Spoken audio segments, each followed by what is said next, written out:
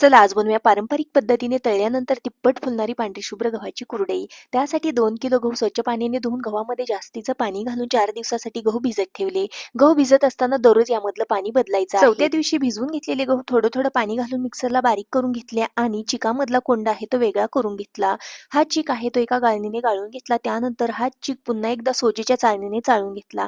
हा चीक पुन्हा एकदा सुती कापडाने गाळून घ्यायचा आहे. गाळून घेतलेला चीक रात्रभर झाकून असाच ठेवायचा. 5व्या दिवशी यामधलं पाणी आहे ते बदलायचं आहे आणि दुसरं पाणी यामध्ये घालायचं आहे. 6व्या दिवशी चिकावरचं आलेलं पाणी काढलं आणि उरलेला चिक होता तो व्यवस्थित असा फेटून एका भांड्याने मोजून घेतला.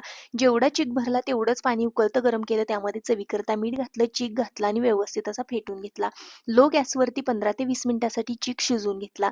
त्यानंतर साच्यामध्ये भरून अशा प्रकारे अगदी छान अशा गोल गरगरीत कुरडया बनवून घेतल्या. सुती कापडावरच्या कुरडया थोड्याशा ओलसर आहेत तोपर्यंतच पलटून वाळवून घेतल्या. भन्नाट चवीच्या कुरडया तयार आहेत. व्हिडिओ आवडला असेल तर लाईक करा.